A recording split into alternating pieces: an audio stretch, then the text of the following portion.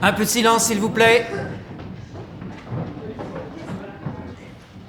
Avec le concours de Jean Négroni, René Clermont, Marc Hérault, Jean-Pierre Lituac, Jacques Fonson, Suzanne Michel, un conte de José Pivin. Fermez vos cahiers.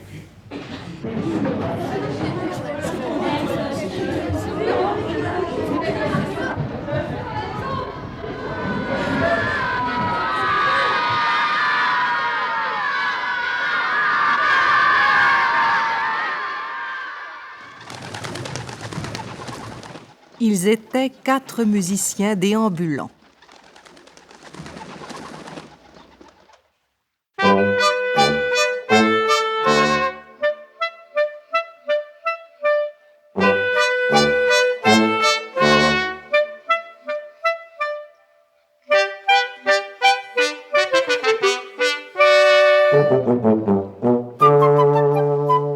Ils étaient 4 musiciens déambulants qui allaient de ville en ville. Ils n'ont pas encore d'automobile, mais ils ont des pneus à leurs souliers. Souliers tout mouillés, avancez sur le sentier. Souliers tout mouillés, avancez sur le sentier.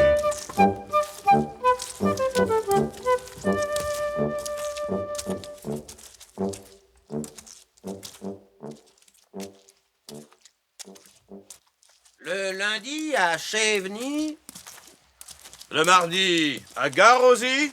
Le mercredi à Mirmini-les-Souris. Le jeudi à Swap. Le vendredi à Gluck. Sur la route, Entre les prés et sous les nuages pleuvants, des musiciens déambulaient. L'un avait une raie au milieu du front comme ces chiens à poils longs quand ils viennent de sauver leur maître en train de se noyer dans la rivière. Mais lui n'avait pas de maître. Il s'appelait Tranche 2 et jouait de la clarinette. Il y avait un grand maigre dont le chapeau cabossé laissait dépasser de curieuses racines pâles, qui étaient ses cheveux. Il avançait continuellement les lèvres, comme s'il voulait les sucer. Il s'appelait Frémisson et jouait de la flûte. Il y en avait un assez semblable à une jarre à choucroute sur laquelle on aurait peint des moustaches pour lui donner l'air plus distingué. Il s'appelait Joseph on ne sait pas quoi et jouait de la trompette. Le dernier était un petit gros aux joues tendues comme un bocal de poisson rouge, chaudes comme 2 assiettées de saucisses de Francfort. Il s'appelait Bonbonnette et jouait du trombone.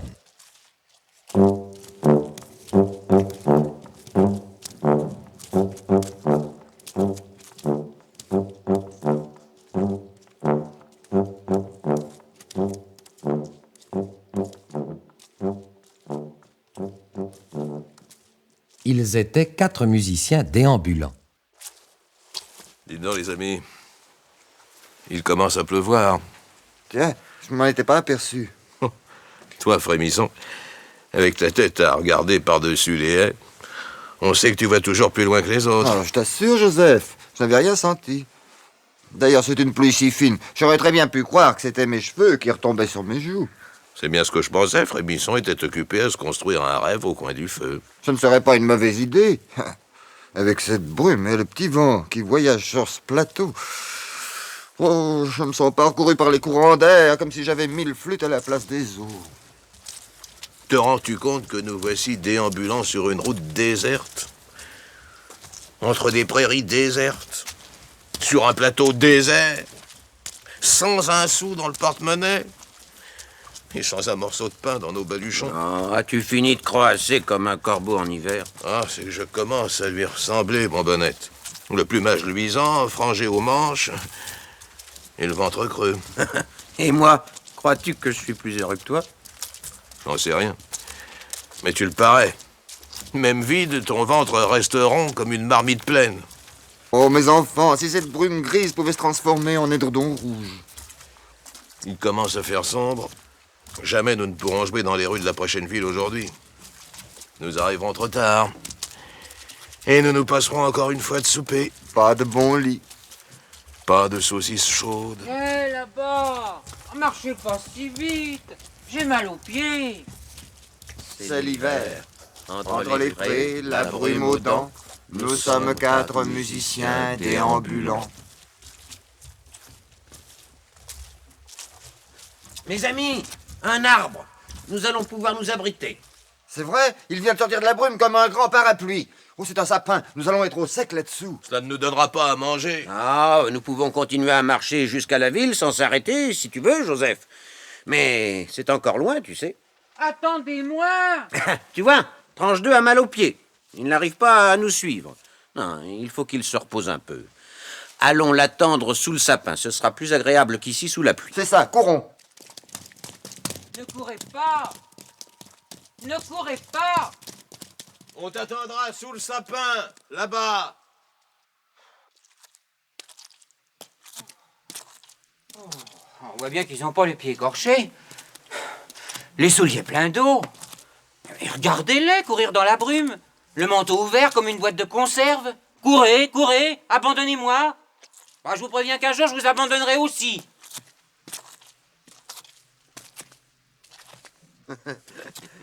Le voilà. Dis donc, c'est joli ce petit jet d'eau qui sort de tes souliers à chaque pas. Cela fait maison de campagne. Ah, si mes maisons de campagne te plaisent, tu peux t'y installer, bonbonnette. Tu perdrais au change. Si mes souliers ne font pas de jet d'eau, c'est que leurs trous sont trop grands. Regarde. Tu en as de la chance de pouvoir rester de bonne humeur avec ça. Alors, nous repartons? Un instant, s'il vous plaît. Laissez-moi entortiller mon doigt de pied écorché avec cette peau de saucisson que je viens de retrouver dans ma poche. Ne me parle pas de saucisson, Tranche 2. Je viens d'en avoir la bouche inondée de salive. Et tu risques de te faire croquer le doigt de pied. Et là, tenez-le bien, les amis. Il a les dents pointues comme des fourchettes. Allons, dépêche-toi quand même, Tranche 2. Bon, pourquoi? On est pas mal ici. Pas une goutte n'a encore traversé ce vieux sapin. On pourrait peut-être essayer de passer la nuit là-dessous. Tu fous, Tranche 2. Il fera encore plus froid que maintenant cette nuit. De toute façon, il nous faudra coucher dehors. Nous n'avons pas un sou pour aller à l'auberge. On trouvera peut-être un aubergiste accueillant. Nous lui proposerons de jouer pendant que les voyageurs dînent, en échange de son hospitalité. Mais il faudrait trouver autre chose que ce que nous jouons d'habitude. Pourquoi? Pourquoi? Nous jouons des airs populaires que les gens aiment bien. L'air des sabotiers, par exemple? Que tout le monde reprend en chœur? Et des bim, et des bam, et des bim, badabim, ho, ho, clapote les sabots. Oui, ce n'est pas mal, mais... Et l'air des pêcheurs de truites, hein, avec le refrain qui imite le bruit de la rivière accompagné par la flûte. Hein. Gouli, gouli, gouli, gouli, gouli, gouli, gouli, gouli, la ruisseau gouli là, la truite est là. Mais oui, c'est très bien, Frémisson. D'ailleurs, c'est toi qui as composé cette chanson. Et l'air des forgerons, hein? Qu'en pensez-vous? Sans une parole, et tout le monde comprend. Qu'il s'agit d'un forgeron. Ouais. Mais tous ces airs ne nous ont pourtant jamais valu que quelques pièces lancées par la fenêtre dans un bout de papier, ou une petite saucisse, ou une place dans la grange. Je t'en demande pas plus. Même si la saucisse est un peu rance. Même si la paille de la grange n'était pas très fraîche, moi je m'en contenterais. Quant au papier qui entoure les sous, moi je le mettrais volontiers dans mes souliers. Ça me servira à boucher le trou du jet d'eau. Il continue à fonctionner, à croire qu'il y a une source dans mes chaussettes. Eh bien, moi, je ne veux plus continuer à me contenter de ça. Bonbonnette. Alors, malgré les apparences, tu n'es pas content? Ah non, pas du tout. Je ne suis pas triste. Mais il y a des moments où j'en ai assez de jouer nos bim et nos bam et nos bim bim bim bim bim bam. Ah, ça, il faut reconnaître que ça doit être lassant pour toi de faire toujours poum poum poum poum poum poum poum avec ton instrument. C'est pas très varié. Mais c'est toi qui as choisi le trombone, bonbonnette. Il fallait apprendre la flûte comme je l'ai fait, si tu voulais pouvoir jouer des trilles et des mélodies. Il ne faut en prendre qu'à toi, en effet. Non, mais je l'aime, mon trombone en cuivre. D'ailleurs, je ne sais pas si j'arriverai à faire grand-chose d'autre. Moi, je ne suis bon que pour l'accompagnement. Quand les poum-poum sortent du pavillon, j'ai l'impression que ce sont des boutons d'or qui vont faire la haie pour que passe... Que passe quoi? Je ne sais pas bien. Une musique merveilleuse. Une musique qu'on pourrait presque voir, presque toucher, embrasser. Hein? Oui, une musique avec une robe qui fait des vagues, comme si c'était de l'eau. Une robe? Une robe? Oui, Et puis des longues mains fines comme les racines qui vont chercher la vie dans la profondeur de la terre. Des Ben, mains. Tes mains. Oui, et puis des yeux, quelquefois jaunes, quelquefois gris, quelquefois verts, comme les étangs immobiles où se peignent et s'effacent les joies et les tristesses du ciel. Et des yeux. Oh, Bonbonnette, tu as dû attraper froid. Tu as de la fièvre. C'est bien possible. Regardez-le. Il est cramoisi. Il va éclater comme un samovar sur un poêle trop chaud. Si tu étais grand et maigre comme moi, Bonbonnette, on dirait que tu rêves. Mais tu es petit et rond comme une pelote de laine tombée d'une table. Je crois donc que tu as vraiment de la fièvre. Tiens, prends mon cache-nez. Il me reste une goutte de kirsch dans ce flacon. Tiens, voilà. Tiens, moi je te donne mes souliers, malgré les jets d'eau. Tu m'as dit qu'ils étaient meilleurs que les tiens. Tu dois avoir les pieds glacés. C'est ce qu'il y a de plus mauvais pour la santé. Non, je ne suis pas malade. Au contraire. Je voudrais simplement trouver à apporter sur mon accompagnement solide, trapu comme un dos de terrassier, une musique si jolie que les aubergistes, dès qu'ils l'entendraient, diraient « Vous êtes les amis de cette musique ? Mais entrez donc avec elle, vous ne paierez pas. Je vais vous faire préparer un souper d'écuyer et des chambres de roi. » Sans oublier des pantoufles d'évêque. Ceci ne paraît pas être une idée de malade. Ma foi non, seulement il faudrait trouver cette musique extraordinaire. On pourrait peut-être y arriver en cherchant bien. Si nous essayons maintenant, en attendant que la pluie s'arrête, ici au moins nous sommes sûrs que nous ne dérangeons personne. Si un paysan nous voyait en race campagne sous un sapin, nous préparant à jouer de la musique, il nous prendrait pour de drôles de champignons. Mais il n'y a personne, personne, personne. Sauf un oiseau. Un pinson. Tout en haut du sapin. Ah, la fin du jour n'est pas loin. Le pinson chante toujours avant de s'endormir, même dans la brume. Hâtons-nous. As-tu une idée de musique, Frémisson? Tu parais inspiré. Je regarde les gouttes d'eau qui pendent au bout des branches du sapin. Elles grelottent, mais ne tombent pas souvent. Tes idées non plus, Frémisson. Dis donc, et toi, Joseph? Moi, je sens que ça va venir. Mais ça glisse comme un morceau de savon sur une planche à laver. Et ça tombe dans l'eau. Et toi, tranche deux? Moi moi j'ai encore trop mal aux pieds pour avoir des idées de musique. Allons, Bonbonnette. Toi qui nous as mis le rêve aux yeux avec tes pantoufles en peau d'édredon. Cherche.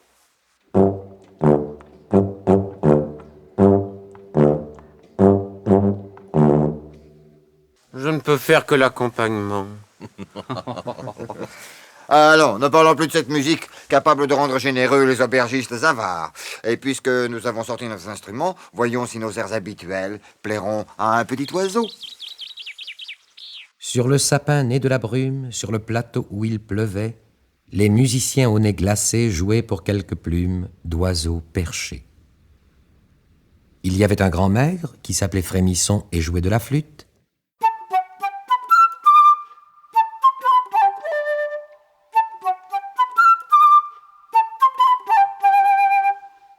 Il y en avait un qui avait des moustaches, c'était Joseph qui jouait de la trompette.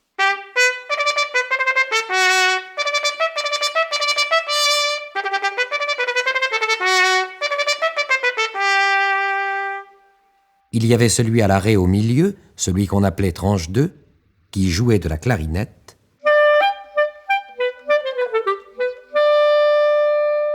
Et puis Bonbonnette brandissant son trombone éclatant. Je commence. 1, 2.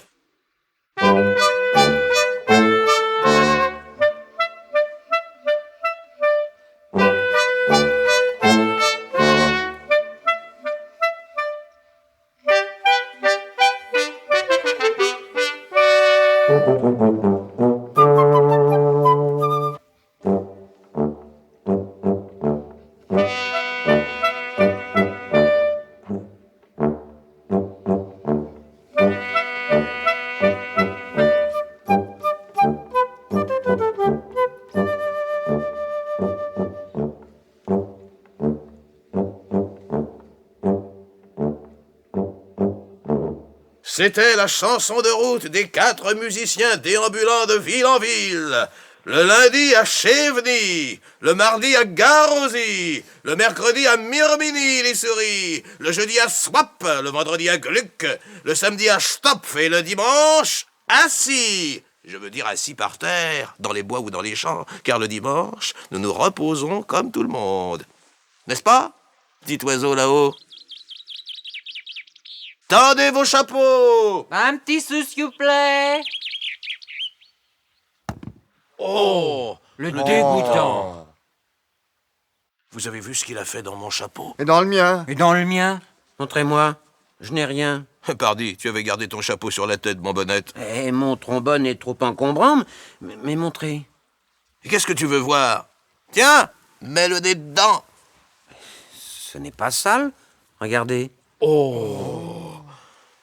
C'est noir et luisant, comme un fruit de sureau.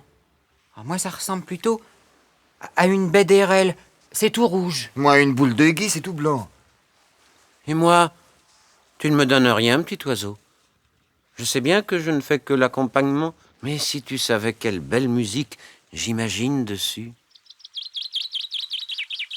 Tends ton chapeau au lieu de parler, bonbonnette. Le pinson est descendu un peu plus bas, il tient quelque chose dans son bec. On voit pas bien quoi. Il fait presque nuit. Allons, ton chapeau. Qu'est-ce que c'est? Montre! Vite, vite, je suis curieux. Ah, c'est pas la peine de s'écraser, allons. Dis-nous ce que c'est, bonbonnette. Je ne sais pas. C'est transparent comme la résine fraîche. Et il y a une petite boule dessus. Une boule verte. Un bourgeon. Où ce pinson a-t-il été prendre ça? Il a peut-être son nid là-haut. Non, le voilà qui s'envole. Eh ben, nous n'avons qu'à en faire autant. On le retrouvera peut-être. Il suit la direction de la route. Allons, bonbonnette, ton trombone, nous partons. Oui, oui. Si quelqu'un m'avait envoyé cet oiseau. Mais qui? Eh bien, bonbonnette! Oh, si tu te mets à imiter Frémisson et à rêver, nous n'avons plus qu'à attendre ici d'être transformés en nuages. Il regarde son cadeau des fées. Attention, il va faire un souhait. Et nous allons voir se dresser devant nous une table couverte des mets les plus délicats.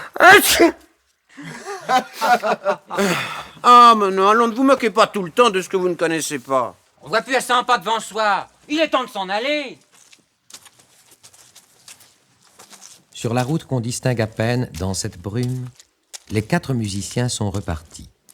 Leurs manteaux pendent, leurs chapeaux cabossés luisent. Ils tiennent leur boîte à instruments serrée sous le bras et gardent leurs mains dans les poches. Ils ne parlent plus. Des rafales de pluie martèlent leur dos, cinglent leur visage. Nous sommes à peine au milieu de l'après-midi. Mais la nuit est proche. Et voici une ligne sombre qui sort de la brume. Une forêt. Personne ne nous en a parlé. Nous aurions dû mieux nous renseigner. Il va faire si noir sous les sapins que nous prendrons un chemin de traverse pour la route principale.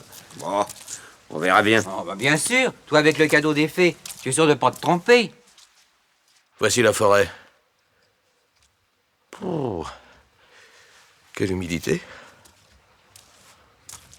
Mais dites donc, les amis, cet arbre que je vois à la lisière devant les sapins, il ressemble à un noyer. Ah oui? Ah, et puis? Et puis, s'il y a un noyer, il y a peut-être des noix. C'est la saison. Elles ont dû tomber dans les taillis qui entourent l'arbre. Eh bien, je vais essayer de grimper. Poussez-moi un peu.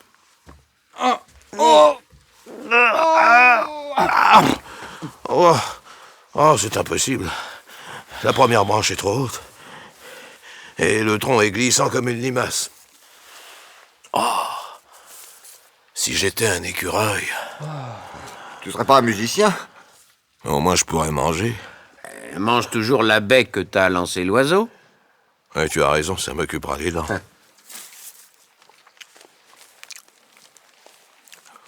Ah, si je pouvais être un écureuil.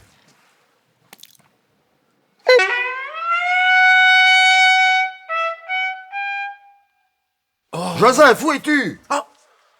Pas plutôt la graine avalée, il a disparu tout d'un coup. Mais je vois quelque chose qui bouge près du taillis où il se trouvait. Approchons-nous. Oh, un écureuil! Un écureuil. C'est lui? Il a les mêmes yeux noirs et brillants que lorsqu'il était musicien. Regardez-le grimper au noyer. On n'a plus besoin de le pousser. Au revoir! Il ne reste plus de lui que sa trompette. Hein. Je vous le disais bien que les cadeaux de l'oiseau n'étaient pas des cadeaux comme les autres. Tu crois vraiment, Bonbonnette, qu'il suffit de les manger pour être transformé en un animal ou autre chose? Je n'en sais rien, mais tu as vu ce qui s'est passé pour Joseph? Allons, nous n'avons plus qu'à le laisser grignoter ses noix. Je l'entends qui fait du bruit là-haut, dans les feuilles. Ah, j'emporte sa trompette. Au revoir, Joseph. Au revoir, Joseph. Sois heureux dans ta vie d'écureuil. Dans la forêt de sapins sombres, 3 musiciens déambulants écoutent s'égoutter les branches. Brrr, quelle humidité sous ces arbres. Et quel silence. On n'entend même pas nos pas. La mousse a envahi la route. Mais on entend nos voix. Hein. Elles résonnent comme dans une écurie abandonnée. Ah, ah, ah. Et quelle obscurité. Moi, j'essaie même pas de voir où je marche. Je suis le chemin de brume que les arbres ont laissé libre dans le ciel. Aïe! Oh, je viens de buter contre une vieille souche. Aïe! Aïe! Oh, juste le toit de pied qui a si mal. Oh, je ne peux plus avancer. Ouille! Ouille! Ouille! Oh, sale métier qui vous oblige à déambuler la nuit dans les forêts avec les pieds qui vous font mal. Oh, ne plus bouger. Devenir champignon. Tu peux peut-être le devenir, tranche de... Mais comment? Aïe! Oui. Oh, mon pied. En mangeant la baie de l'oiseau. Mais non, ne le fais pas, tranche 2. Ne le fais pas. Je t'assure que nous retrouverons un jour la chanson qui fait sourire les aubergistes, même les plus revêches. Je te l'assure. Non, tu me l'assures, c'est facile à dire. Pour l'instant, moi, j'en ai assez de la clarinette. Je veux devenir champignon dans la mousse. Mange la baie de l'oiseau, tranche de... Je suis curieux de voir si tu vas devenir champignon. Ne le fais pas, tranche 2. Voilà. Je mets la baie dans ma bouche et arrête! Oh.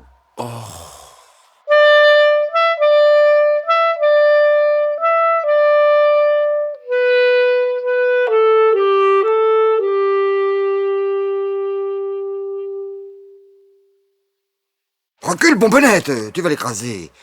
Regarde, c'est lui, ce champignon blanc, je le reconnais, il a une raie au milieu, comme lorsqu'il était musicien. Oui, Regarde, il paraît heureux, bien droit, alors qu'il marchait tout courbé à cause de son pied. oui, mais il ne peut plus jouer de la clarinette. Bon, il n'en jouait pas très bien. Il commençait à se perfectionner. Enfin, au revoir, tranche 2. Ne te fais pas cueillir trop tôt. Oh, ça m'étonnerait. C'est un beau champignon, mais l'espèce en est indigeste. Il risque plutôt de recevoir un coup de pied. De toute façon, avec cette pluie, il ne doit pas y avoir grand monde dans les bois. Oui. Certainement personne à part nous deux. Deux musiciens déambulants. Dis donc, Bonbonnette. Tu n'es pas gelé, toi? Moi, je sens plus mes mains, même en les mettant dans mes poches. Et j'ai les oreilles raides comme des anses de carafe. Que veux-tu que j'y fasse? Il fait froid. La brume va peut-être se lever si la température descend. Et cette forêt qui n'en finit pas. Tiens, une bête vient de filer devant nous, j'ai vu briller ses yeux. Oui, c'était un lièvre. Il doit avoir sous un rocher un bon gîte avec des fougères. Il va dormir, le museau enfoui dans sa fourrure. Dis donc, Frémisson, tu ne vas pas me laisser tout seul? J'ai trop froid, Bonbonnette. Toi, tu dois être plus résistant que nous. Je te vois porter sans te plaindre la trompette et la clarinette de nos deux amis, en plus de ton trombone. C'est que j'ai confiance. Toujours cette histoire de chanson dont tu ne sais faire que l'accompagnement. Je la trouverai. Je te le souhaite, Bonbonnette, mais tu la chercheras tout seul. Ma flûte ne t'encombrera pas beaucoup. Tu veux t'en aller? Toi aussi, tu ne veux plus être musicien? Je veux avoir une bonne fourrure, voilà tout. Tu abandonnes la musique. Toi qui jouais de si jolies mélodies, et pour une peau de lapin. Pour une peau de lièvre. Tiens, regarde. Je prends la boule de gui et je la mange. C'est pas bon.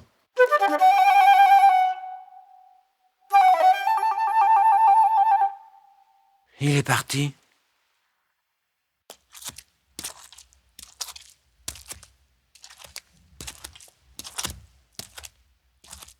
Sur la route pluvieuse, chargé de 4 gros paquets, un musicien déambulait.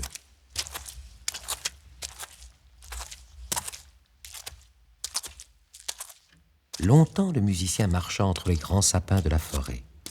Il marcha toute la nuit, portant sous ses bras les instruments de musique de ses 3 compagnons.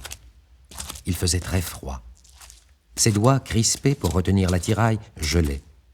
De temps en temps, il s'arrêtait, déposait à terre les boîtes résonnantes et mettait les mains dans ses poches pour les dégourdir. Puis, il reprenait le chargement avec des précautions qui lui étaient cruelles et repartait. Pas un instant, il ne pensa à se transformer comme ses amis. Il voulait rester ce qu'il était, un humble musicien, tout juste capable de jouer des accompagnements sur son trombone, tout juste capable de rêver d'une musique plus chaude qu'une fourrure de lièvre, plus nourrissante que toutes les provisions d'hiver d'un écureuil, plus calme et plus paisible qu'un champignon dans la mousse qu'il porterait dans ses bras comme une petite fille fragile. Je lui donnerai le cadeau de l'oiseau. Elle le mettra à son doigt.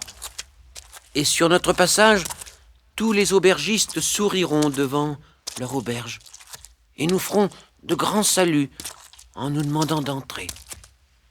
Voici ce que pensait Bonbonnette dans la grande forêt, tandis que les gouttes d'eau recueillies par les branches tombaient comme une pluie plus lourde qui faisait résonner l'éloignement. Puis, le jour se glissa entre les sapins. Bonbonnette se trouvait à l'orée de la forêt, entre 2 arbres luisants encore de l'ondée nocturne, quand les formes du jour se dessinèrent. Devant Bonbonnette, la brume courait maintenant au ras des herbes d'une plaine qui s'étendait devant lui en pente douce. Dans un creux, il découvrit une ville dont les toits d'ardoise affleuraient à peine au niveau des prairies environnantes. Au-dessus, un soleil cuivré comme un trombone montait, tendait son embouchure aux lèvres pâlies du pauvre musicien. Le soleil m'appelle. Courage, Bonbonnette. Tu vas aller à la ville et tendre ton accompagnement comme un perchoir pour un oiseau, comme un cheval piaffant à l'aube d'un voyage, comme un appel d'enclume avant le travail du feu. Il en aurait dit davantage, mais il fallait arrimer sur son dos la trompette, la clarinette et la flûte de ses amis. Mon dernier bout de ficelle, un dernier nœud, et en route.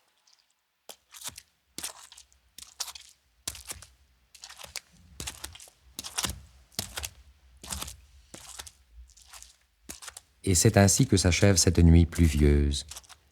Bonbonnette s'éloigne.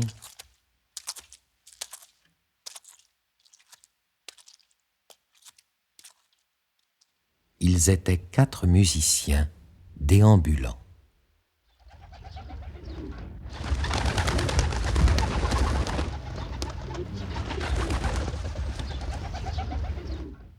Vous venez d'entendre « Fermez vos cahiers » avec le concours de Jean Negroni, René Clermont, Marc Hérault, Jean-Pierre Lituac, Jacques Fonson, Suzanne Michel.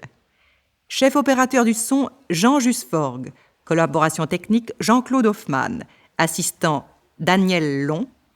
Réalisation, José Pivin.